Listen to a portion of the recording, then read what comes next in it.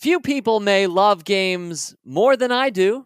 And hey, some people don't even like games at all. And if that's you, I suggest you skip this week's podcast. Come back in a week or two when we'll be playing a different kind of game that you may like, as it involves the stock market. And that is, of course, the Market Cap Game Show a little bit later this month. That's a game we all can play. Okay.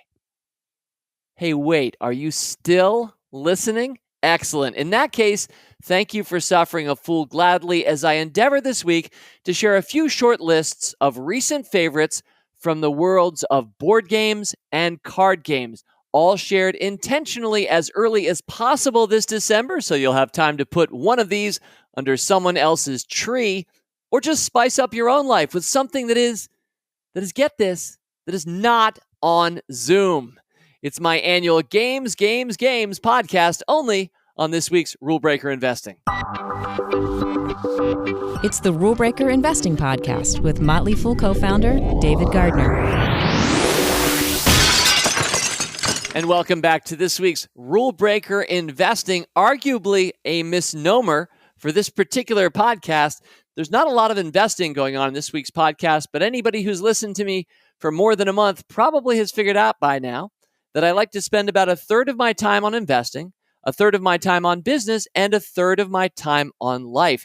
And if you think about the Motley Fool's purpose statement to make the world smarter, happier, and richer, I think you can map those to those three zones I talk about. For me, we spend a third of our time on investing, which should make us richer, on business, which should make us smarter, and on life, which will make us happier. And if you're like me, games, especially shared with others, spark joy in you. Now, I first started doing this in 2017. Back then, it was the gift giving special, and I had a bunch of fellow fools on to talk about how they give gifts around this holiday period and some creative thoughts. And I kind of just right in the end there stuck in a games list in that gift giving special of 2017. Well, a year later, it was Richard Garfield, the game designer of Magic: The Gathering, one of the great all-time games, and a wonderful interview. I talked to Richard in December and, just put in a list for recommendations for holiday games. And then last year, for the first time, I just explicitly came out of the closet on this and went, games. That was the title of the podcast. So I'm going to call this one Games, Volume 2. This is an annual holiday guide to some of my favorite recent games, board games, and card games. Now, before we get started with the first of 3 5-game lists, each to a certain theme, I want to share with you 2 of my favorite tools from the board game world. Now, the first one is Board Game Geek.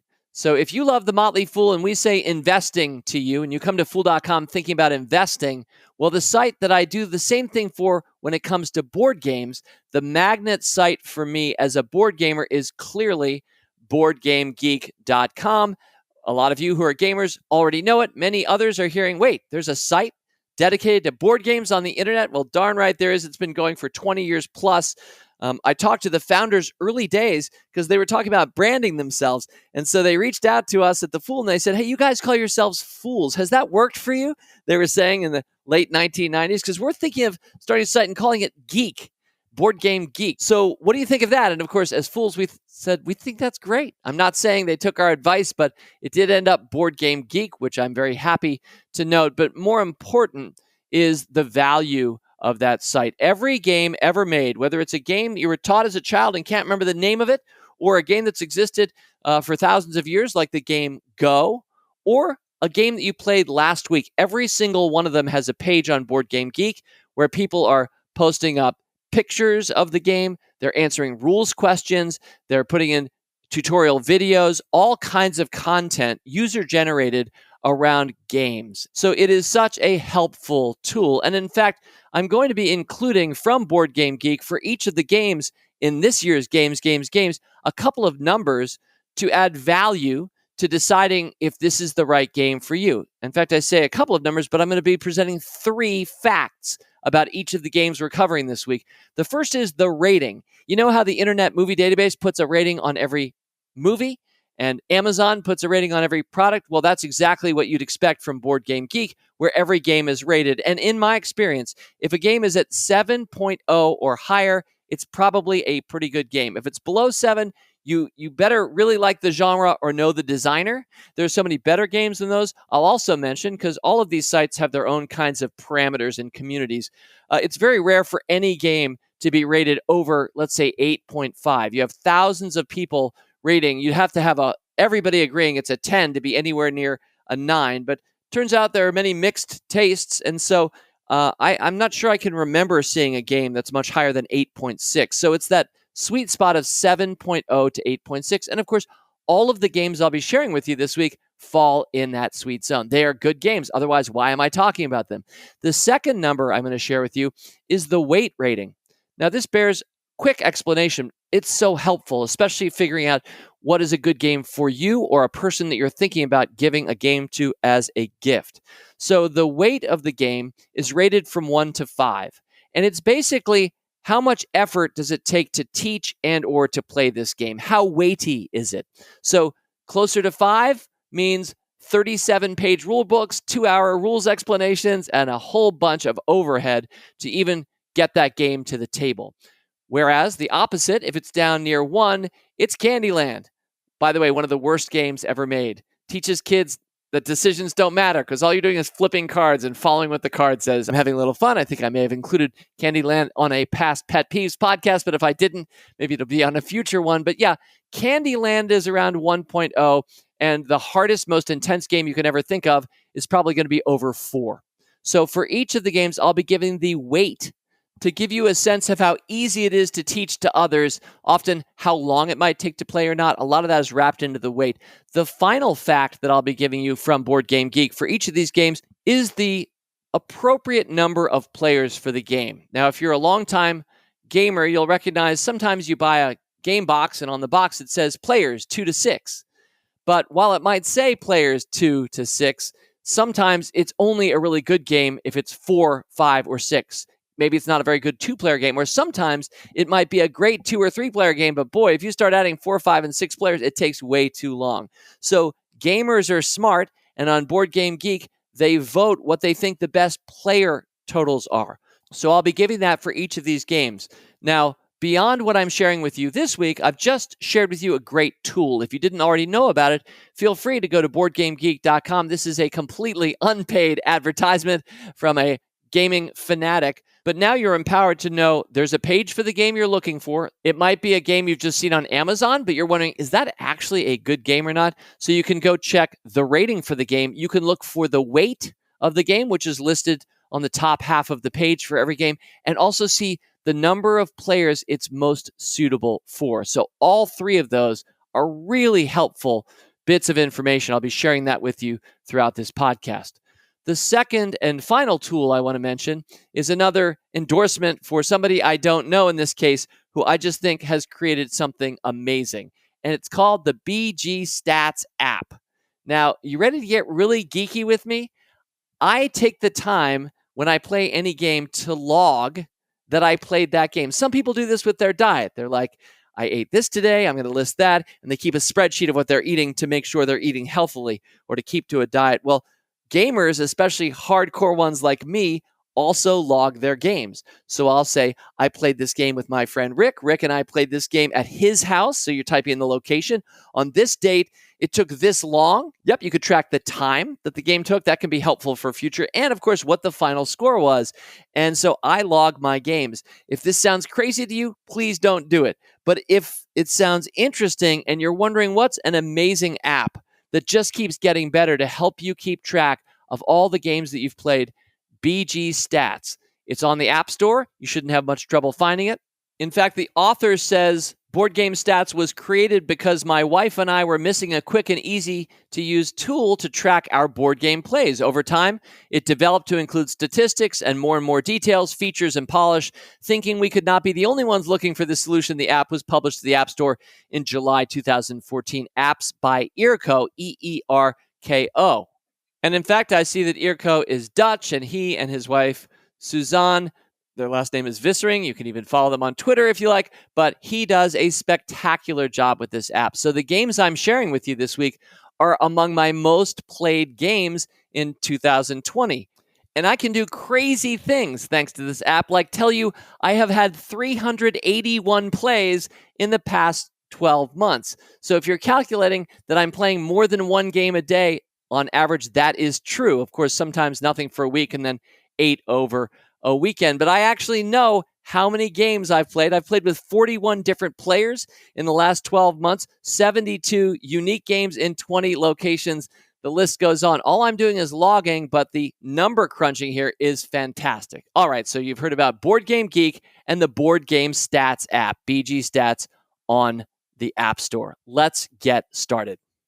So I have 3 lists of 5 games each for you, and the first one was touched off in November when I received this note from Caroline, which I shared in the mailbag.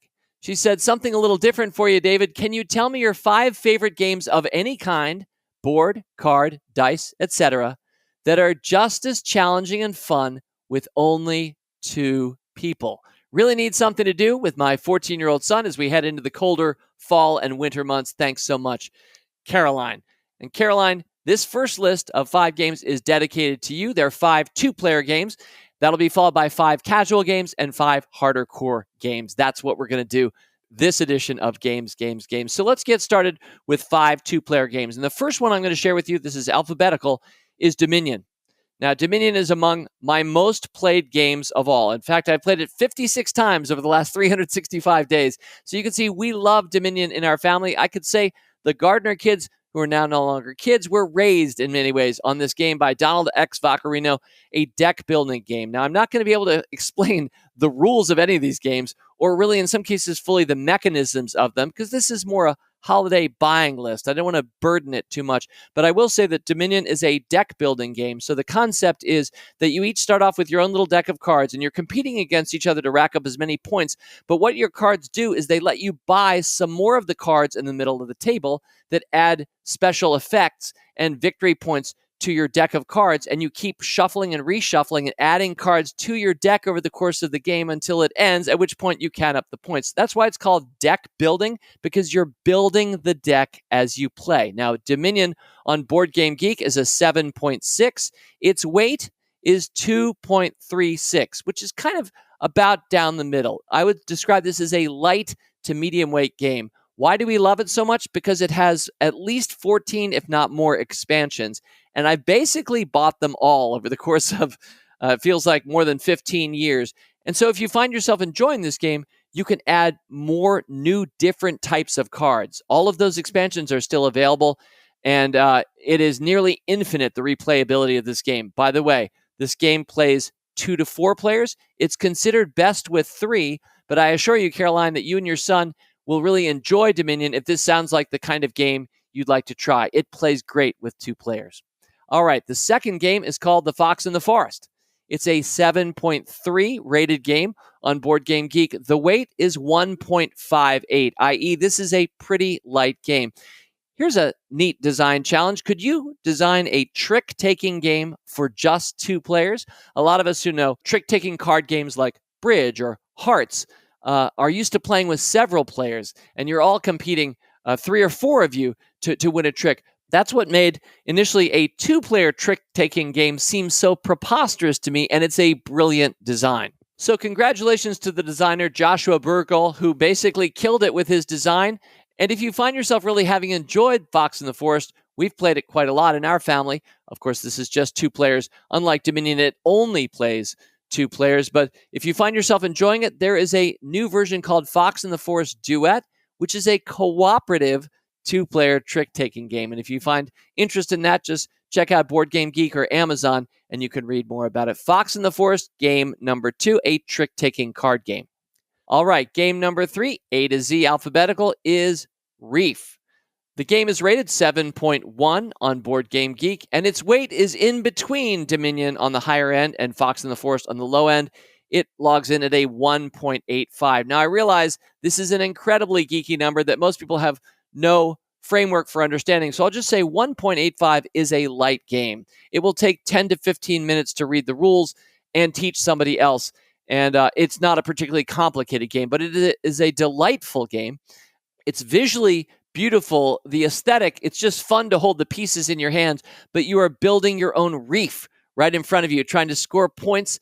And it's a card game where you're trying to plan ahead a few cards, where you're both going to be adding reefs, but also trying to score certain combinations. It's a very abstract game, so you're looking at patterns and colors and trying to rack up points, all wrapped up in a delightful small box. And by the way, one of my pet peeves in gaming is when game designers or publishers make way over large boxes that didn't need to be so big, and you're trying to fit as many on your shelves as you can, and you don't like the publishers that make unnecessarily large boxes. It's kind of like when you buy a bag of potato chips and notice that a third of it is just air. So shout out to the publisher of this one, Next Move Games. It's a beautiful package. And because it's so visually attractive, it'll look really good as somebody rips wrapping paper off of it to see what's inside. And before we move on to game number 4, I'll mention that Reef, like Dominion, plays 2, 3, or 4 players, and on Board Game Geek, it's listed as best with all, i.e. it scales beautifully. It's great with 2, great with 3, great with 4. So we're sticking with 2-player games for this list, so you can think of Reef as a 2-player game, but that'll invite others to the table as well. All right, game number 4 is Sagrada. The Board Game Geek rating for Sagrada is a 7.5. The weight of Sagrada, basically right there with Reef at a 1.93, both below 2. It means they're light games. This game also plays 1 to 4. Yep, you can play Sagrada solo. There are rules for that. Plays 1 to 4, but it's considered best with 2. In Sagrada, yep, it's based on the Sagrada Familia, the unfinished cathedral in Barcelona, which I've once been to and still not done. But it's famous for its beautiful stained glass windows. And so in the game of Sagrada, you'll be building your own stained glass window. But instead of using glass panels, you have a little game board in front of you, your personal game board, and you're taking translucent, different colored dice, and you are rolling them, needing to hit certain combos as you lay them down and create your stained glass window. It's a very mathematical game. It's not a particularly complicated game. That's why it's under a 2 weight. Very replayable. We've played it quite a lot this year. Yep, I see I've played it 11 times. Sometimes I forget to log my plays, so I've played it at least 11 times in 2020. And heck, Caroline, there's still time. I mean, you might be able to play this game if you love it 11 times before 2020 is out. All right, my final 2-player game now of all of these. This is the heaviest and most strategy-oriented. It's also one of the best games that came out this year. The name of the game is The Search for Planet X. It is an 8.2, so it outranks by rating all the games I've already just shared with you. Its weight is at 2.56. Yup, it's weightier than all these games. It plays 1 to 4 players. It plays best with 2. So I have friends who went through law school and said some of our case studies are kind of like this. It's a logic-based game, except that it has an outer space theme. As you may well know, many of you will know better than I, in real life, it is true that we believe that there is an extra planet at the edge of our solar system. The movement of some of the other heavenly bodies, like asteroids or comets, seem to be influenced by something we haven't identified yet. So astronomers call it Planet X. Well, that's the theme for this game. You're searching for Planet X, but really interestingly, you are using your iPhone or iPad, your iDevice, and this is a game that incorporates that in order to give you replayable data that changes every single game, so the game is infinitely replayable, but you're using logic deduction puzzles to figure out which of the 12 sectors is this planet in. Well, for example, you'll learn that there's a dwarf planet, one of the objects in the game, in Sector 4, and you'll know that, well, because it's in Sector 4, there can't be this other thing in Sector 5, but there could be a few sectors away another dwarf planet. It is thinky. It is not overlong. In fact, the game takes an hour or less. Very replayable. And I think it's going to make your 14-year-old smarter. I bet your 14-year-old's already pretty smart. But the reason I'm sharing it is because it's fun. So The Search for Planet X, which I spent roughly 9 hours playing in 2020. Highly recommended. And I should mention that some of the games that make my list this year have appeared in past years. But I also like to highlight the brand new ones. The Search for Planet X is one such. All right, and while I tried to make sure that all of the games I'm sharing with you this week are easy and available, often just on Amazon if you like, I regret to say that my excitement about Search for Planet X appears justified because I see it is sold out and not on Amazon. I will mention to you the publisher is RenegadeGameStudios.com, and if you go to their website, you'll see that they are shipping, but they're having to reprint the game, so you'll have the game shipped to you in January, i.e. a month away past the holiday season, unless you're one of those people who likes to keep your tree set up into February.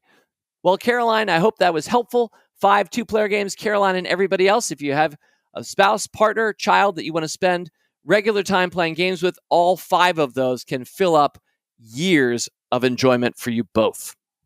All right. Well, now we're going to move on to 5 casual games. Now, these are all going to be lighter games, some of them very light. If you're somebody who likes games okay, like a good word game with family in the days leading up to Christmas, you're not so much of a gamer, but you enjoy light card games, or you would just like to give an easy-to-understand game to a friend or family member, well, that's what the casual set is for. And before I start this list, I want to mention a past entrant on my game series of yore was the game Codenames. Now, many of you know Codenames. Maybe you heard it for the first time in this podcast, or maybe you've discovered it since. We have played Codenames at Motley Fool events, teaching our members how to play Codenames. And I wanted to describe one of my favorite moments of 2020, which is that for our company, the Motley Fool Inc., we had our annual corporate offsite this fall, but unfortunately, and of course understandably, nobody went off-site. We were all in our dens, but our wonderful people team decided that we could all play a game together as part of the multi-day event. And so they chose Codenames because, darn it, codenames.games, which is the internet URL, has Codenames playable over the internet virtually by anybody, and it is a spectacular interface. So before I go on to my 5 casual games, I won't be listing Codenames this year, but you should know it's now freely playable on the internet, codenames.game, and you can open up a Zoom window and you can see the faces of the people playing, and I was playing with my team that was Australia-based. I was the only Yankee on our all-Aussie team as we made it to the finals, but unfortunately lost by 1 point in this year's Motley Fool Codenames tournament. So there's a big plug for a game like many others that exists in physical form, but has also now been translated onto the internet or into the App Store. All right, on to 5 casual games. Yep, I like the number 5. 5 stock samplers, how I roll with this podcast, and why not have 5 game samplers once a year, which is what we're doing this week. So our first casual game, alphabetically, another great 2020 release, or maybe right at the end of 2019. It's already won some awards this year, and it's called The Crew. CREW, as in the crew of astronauts, of which you are one, and it's a cooperative card game. It's a cooperative trick-taking card game, kind of like Fox and the Forest Duet that I mentioned earlier, but it's all space-themed. Now, for whatever crazy reason, the theme is about going to the edge of our solar system to find Planet X. So it uses the same narrative backstory as the search for Planet X, but the game starts so simply. It's about trick-taking, where you put a card down, I put a card down, and whoever has the highest card in the right suit wins the trick and gets to lead to the next trick. That's what a trick-taking card game is. This is a cooperative trick-taking card game that starts simply, but it has 50 individual mini scenarios, each of which adds a little new rule or complication as you go forward. And there's a few sentences of backstory for your 50 missions as you go from Earth out to the edge of our solar system, and you hope back over the course of, I'd say, maybe 10 to 15 hours of group play. It is very replayable. Any one of the hands, each of which is a mission, takes maybe 5 or 10 minutes, and it is a wonderful experience. This is an 8.0 on Board Game Geek. The weight of this game is a 2.00, right on the nose. It's playable by 2 to 5 players. It is, I think, best with 4, which is pretty much how we played it. It's a little harder with 4 than with 3 in my experience, but this is a fantastic family experience. If you are card gamers, or if you want to teach kids about cards and trick-taking games, The Crew is a wonderful way to do it. Again, you're all working together, trying to take the right trick at the right time. Otherwise, you fail the mission. If you fail the mission, you just note that you did and replay it, and you try to have the lowest number of played games possible. That's kind of your final score for The Crew. So huge ups for this game. Should be easily purchasable, unlike that other Planet X game on Amazon. Game number 2 is Decrypto. Decrypto. This is a game that probably needed Codenames to exist before Decrypto could show up, in the same way that I think Sir Isaac Newton delivered the famous line, "If I saw farther, it's because I was standing on the shoulders of giants." Well, the same is true, I think, of Decrypto. Many games are derivative of others. So Decrypto has you playing with your partner or partners, trying to guess the right words in sort of a password-like game where you give a password and you try to get your teammates to guess the word. I'm not going to explain more about that.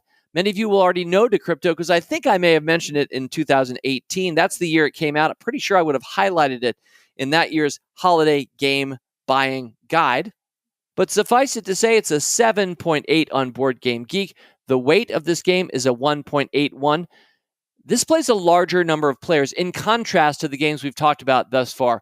It's good for 4 to 8 players. It's probably best with 4 or 6, an even number, which is helpful for that game, although not required. So if you have a larger family group in this physically distant, smaller holidays for all of us, but a larger group, Decrypto is really fantastic. And again, like all of these games, very replayable. In fact, I would say any one of the 15 games that I'm sharing with you this year, you could play week in and week out and get a lot of joy throughout the year 2021. Any one of these is worthy. All right, casual game number 3. This starts to strain the concept of casualness because some people will find this game quite complicated. I would say this is a game appropriate for gamers. So if you think of yourself as a gamer, if you're the kind of person who likes to read rules, you like to buy the box and you're getting the rules out just to read them and understand how it's happening, and you look forward to teaching it to others, then you might just love Innovation, which is one of my most played games since it came out in 2010 by the brilliant game designer Carl Chudyk. I'm simply going to read a portion of the description of the game on Board Game Geek to quickly convey to you how this game works. This game by Carl Chudyk is a journey through innovations from the Stone Age through modern times. Each player builds a civilization based on various technologies, ideas, and cultural advancements, all represented by cards. Each of these cards has a unique power, which will allow further advancement, point scoring, or even attacking other civilizations. Be careful, though, as other civilizations may be able to benefit from your ideas as well. To win, you must score achievements, which you can attain by amassing points or by meeting certain criteria with the innovations you've built. Plan your civilization well and outmaneuver your opponents, and with some luck, you will achieve victory. And there is some, certainly, luck of the draw in this game. Why do I love Innovation? Well, first of all, I'm a rule breaker. I hope you are too. I love Innovation. I love that there's a great card game based on Innovation, and I've always loved games and books that can go through the full sweep of the human narrative throughout history. So you do start with the Age 1 deck, which is the Stone Age, and you end up with the Age 10 deck, which is chronologically where we are or ahead of where we are today. It's a card game where you're building up a tableau in front of you. It is very interactive, and it is sometimes nasty. If you're somebody who doesn't like that type of game, you might not like Innovation. There's also some crazy chaos that can happen near the end. Some people love that. I'm sort of one of them. But other people think, I just spent an hour and a half playing a game, and you did some silly thing in the last minute that won it for you. I feel like I wasted 90 minutes. So that's not how I feel. The reason that Innovation is here is because it's one of my all-time favorite, most played games. Game number 3 on the casual list. Now, the board game rating on Board Game Geek for Innovation is 7.2. This is, by the way, a very small box. It's basically just a big deck of cards with some rules. The weight of this game is 2.74. For those keeping score at home, it is, and rightly so, I would say, the most complicated of all the games that I've already listed for you. The 8 that I've now shared with you, the previous high was 2.56 for Search for Planet X. This is 2.74. There's so much variety and complexity. Every one of the cards is a different innovation over time. And by the way, if you find yourself loving the game as I do, there are 4 expansions. They add things like the cities of our civilizations over thousands of years, or the artifacts that we've created, or famous people, all of which are different expansions that add a huge amount of replayability to the game. So yeah, Innovation, certainly a family favorite. Although not every member of my family would agree. At least 1 or 2 of my kids would say, Dad, you love that one, but overrated. Different strokes, different folks. I will mention this game is for 2, 3, or 4 players, but it's considered best with 2. All right, game number 4 on my list of 5 casuals, and this one is a holdover, the only one on this list from last year. Yep, we continued playing Just One a lot. all summer long until we finally got a perfect score as a family, and we almost retired it at this point, even though it's one of those great word games that's infinitely replayable. By the way, you notice me keep talking about the replayability of games. That's something that matters to me a lot. If you're going to spend $19.82, which is what it looks like Amazon is charging for just one, you want to get your money's worth. The more you play a game, the more economical your purchase. Some people these days look at new board games, especially more complicated ones with amazing components, often kickstarted, and they're starting to see a $100 price tag on a game, and they blench at that. And I can certainly understand that mentality. Unless you're a serious gamer like me who might play that game 100 times, at which point you've spent about $1 per session. You've had a great time with family and friends, and to me, that's a better way to spend $100 than on 5 different movie tickets. Enjoyed briefly for a couple of hours once people get back to cinemas, but I sure do appreciate how economical the entertainment in a good board game is, especially when played over and over through the years. So replayability counts for a lot with me. Now, I don't expect if you didn't buy just one after last year's show that you'll remember what I said about it back then, but this one's very easy to explain. So picture a deck of cards, each of which has a word. You draw one. Let's say you're the main player this round. You draw one, but you're the only one who doesn't know what the word is on the card. You face it out to all the other players who are going to do their best to give you a clue to help you know what is the word on your card. But here's the catch. The clues that they give you cannot duplicate each other. If 2 clue givers give me the same clue, they have to erase theirs, and theirs aren't counted. I never get to see their clues. So that means the clue givers have to think, what is a unique, differentiated clue that would be just one of its kind, not duplicative with anybody else's? So it has people thinking really creatively about what a good clue is for this or that word. And again, of course, very replayable. Quick stats, by the way, on Just One, a 7.6 on Board Game Geek. And get this weight, 1.06. That is as light a game as exists in the world today, outside, of course, of Candyland, which might even be more complicated because Candyland, you flip up the card and it shows you 1 pink box. So that means you move to the next pink box on the board. But sometimes it shows you 2 pink boxes, which means you jump ahead twice. And that's about as complicated as Just One gets itself. I should mention as well, Just One is great with large numbers. In fact, it's best with 6 or 7. The game box says it plays 4 to 7, but best to have all the players in. So you're going to enjoy this with a larger group gathering. And again, it'll take about a minute to teach. Even people who don't like games will be playing and enjoying Just One. And my final casual game this year, yep, it's another word game just like Decrypto and Just One, although it has Dominion-like aspects, and that's a game called Letterpress. Now, I'll mention Letterpress is a 7.2 on Board Game Geek. It's a 1.50 weight, so a very light game. The game box says plays for 1 to 6 players. Yep, this has a solo mode as well, and I would say it plays all of those ably. Now, of all the games I'm sharing with you this week, this is the one that's least well known. In fact, when I'm on Amazon and I search within the toys and games section, you type in Letterpress one word, it doesn't show up. You have to be searching all on Amazon, like coming to the Amazon homepage, make sure you're on all, type in Letterpress, you should find it. It only has about 50 people having rated it so far on Board Game Geek. So this is clearly a smaller box publisher, but I think it's a pretty brilliant little game in a box. To explain it briefly, it's kind of like Dominion in that you are deck building. You start with a small deck of cards and then you're adding more as you go, but each card has a letter on it. And ultimately, you're just trying to spell one big, long word at the end with the letters that you've acquired over the course of this competitive game. There's more to it than that. It is a clever game of words, which is the subtitle on this small box by designer Rob and David, and we really have enjoyed Letterpress in 2020. All right.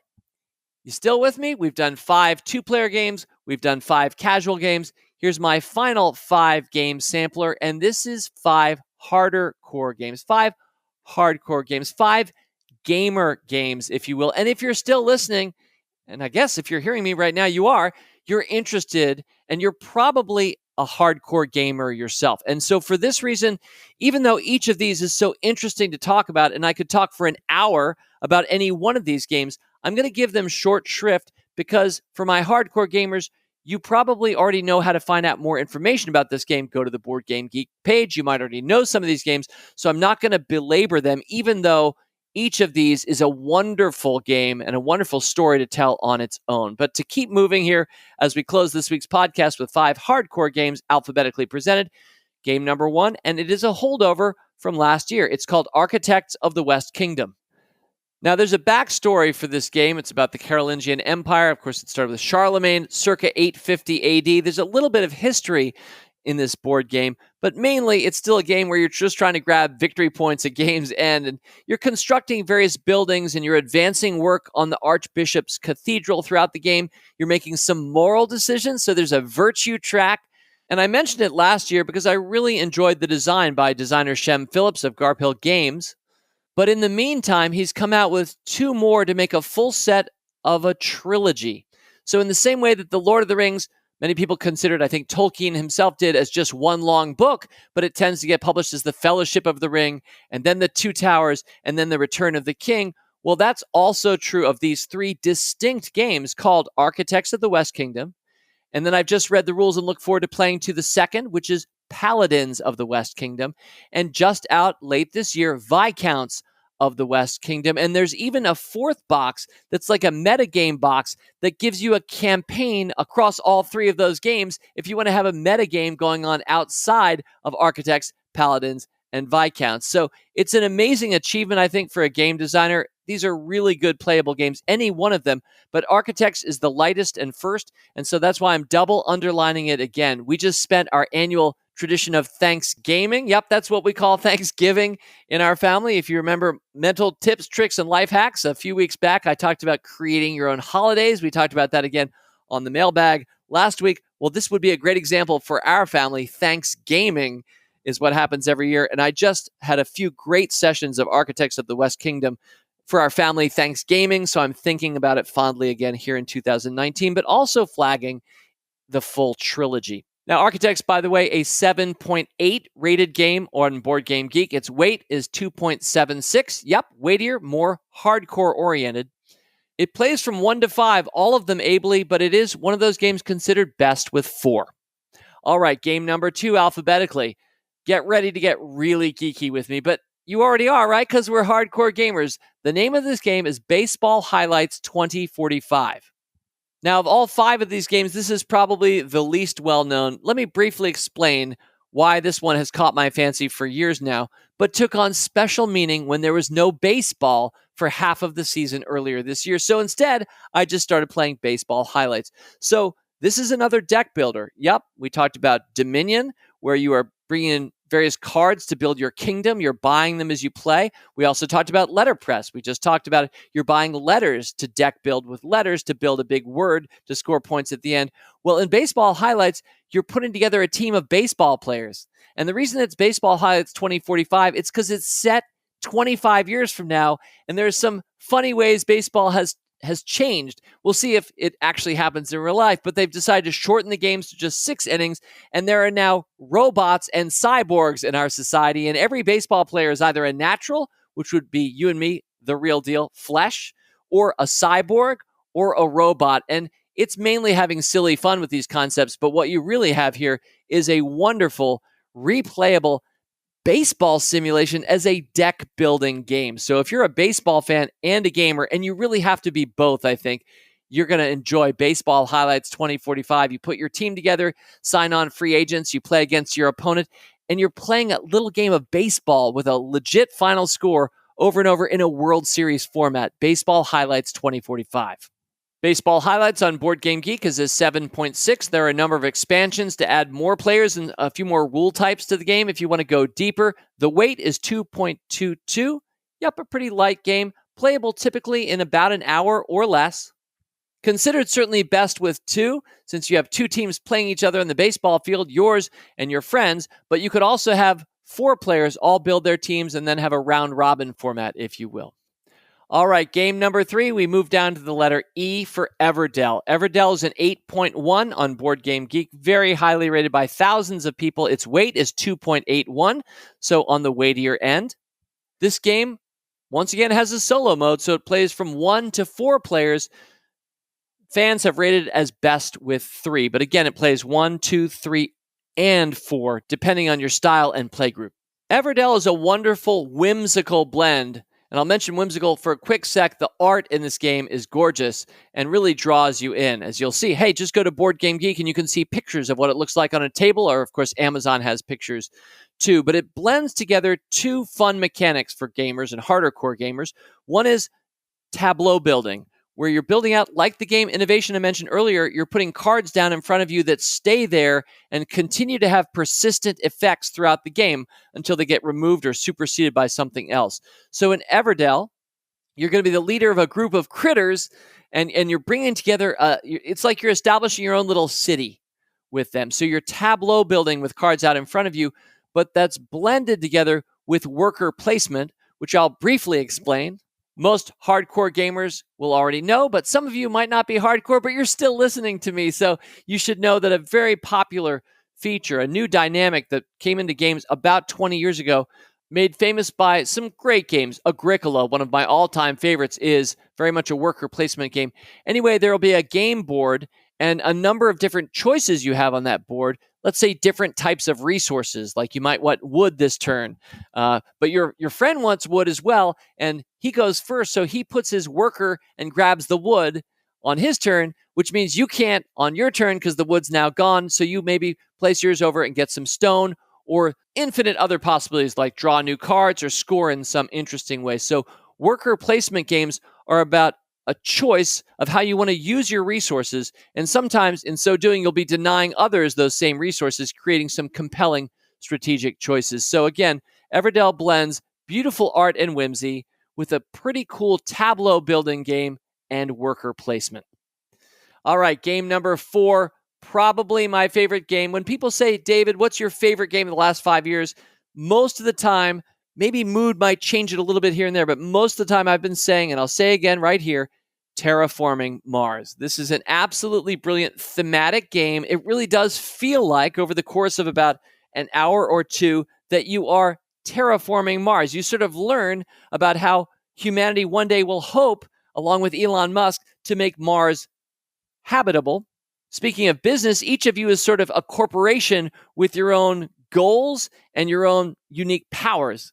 And you're creating one project after another, each of which contributes in some small way to terraforming Mars. You're certainly competing with the other corporations on the board, but at the heart of this game is a huge stack, over 150 cards, every one of which is unique and has its own little rule set and value. And you're trying to decide which ones you want to draft or buy, let alone paying for them, being able to afford to pay them in a certain sequence that would benefit you. There are a lot of other aspects to this game. There are unique milestones and goals you're trying to achieve in the middle of the game and at the end of the game. I can't go on any longer about this. Otherwise, I'll spend another hour on this podcast talking about it. But what I want to highlight is that Terraforming Mars has had, I think, 5 expansions, each of which I think further enriches the game. And yes, the act of playing with all 5 expansions is not only practicable, but it's preferable for our family group anyway. But it means you're playing about a 3-hour game, and you would never want anybody that you're teaching this game to have to learn any of the expansions. You definitely want to have experience with the base game, which you could play and enjoy for the rest of your life on its own. But as you add in these additional expansions, the strategic depth and replayability is extreme. So Terraforming Mars, from the theming of the game to the components, to the rules, the simplicity. Here's another thing I love about it. No one's turn takes too long. You take 1 or 2 actions, and then the next person goes around. You just keep cycling around the table over the course of a few hours. So it's dynamic. You're never sitting there with downtime. Downtime is something that a lot of game designers have gotten really good at avoiding over the last decade. So I think a lot of us had bad memories sitting there waiting for your cousin to take his or her turn in Monopoly, and it was going to be your turn 3 turns from now. You could almost walk away for 10 minutes and come back. There's some games like that. Well, designers are very sensitive to that these days, creating more dynamic play space for modern board games that really try to limit downtime. This game does it beautifully. Appropriately, Terraforming Mars' rating on Board Game Geek is an 8.4. That is among the very highest rated games of all, coming in from 61,000 plus different gamers. That is an incredible testament to this design. I see right now that it's listed on the Board Game Geek site as the fourth greatest game of all time. And I can say, as somebody who's been playing it since it first came out in 2016, it has gotten a lot of my hours and a lot of enjoyment with many people, hardcore gamers all, who love, as I do, Terraforming Mars. The weight of the game is a 3.24. Yep, that's a bigger number. And the player count for this one, well, it's 1 to 5 players, considered best with 3. Unless you want to play a really long game, you might not want to have 5 players at the table unless all 5 of them really know this game and no one suffers from analysis paralysis. All right, and game number 5 for the harder core gamer. Admittedly, this is more of a medium game. This is certainly lighter than Terraforming Mars by far, and that's Wingspan. Now, this is a game I first mentioned on last year's Games episode because it had just come out in 2019, and it won many an award for its female designer, Elizabeth Hargrave. Wingspan is an 8.1 on Board Game Geek. It's one of the top 25 games of all time. It's listed as the number 1 family game of all time at this point. 38,000 people having rated it. The weight of this game is 2.41. So almost an order of magnitude simpler than Terraforming Mars, but again, still, in my experience, a gamer's game. It can bring some people into enjoying some more strategic games, people who only enjoy lighter games. That's why people call it a gateway game. It can be like a gateway drug, a gateway game into harder core stuff. All good here, of course, the connotation of gateway game for me.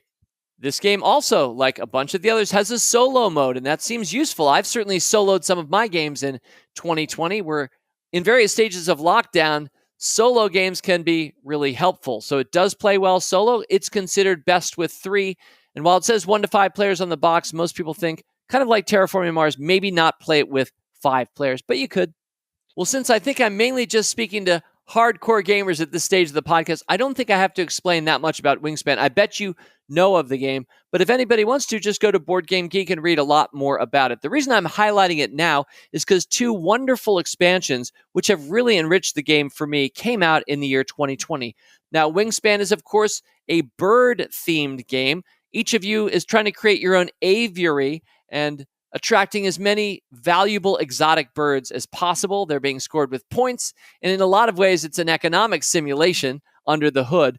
But Wingspan came out with its first expansion, the European Bird expansion, at the start of this year, which really enriched the game for us. It added some more variety to the goals and changed the game up and changed some of your strategies up. And then in the mail, in fact, for me right now, and you probably could order this too from Stonemaier Games, the Oceania expansion. So we're adding birds from Australia and New Zealand and some new rules and effects there as well. So I think both of these are really going to enrich your experience of Wingspan.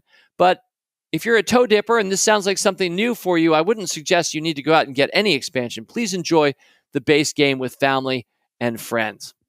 You know, I think back fondly to having the publisher of this game, Jamie Stegmaier, on a past edition of Rule Breaker Investing. Yep, I've had game designers and game publishers. How could I not, over the course of our 5+ years together on this podcast? And what a delightful person Jamie is, and a wonderful contributor to the board gaming world.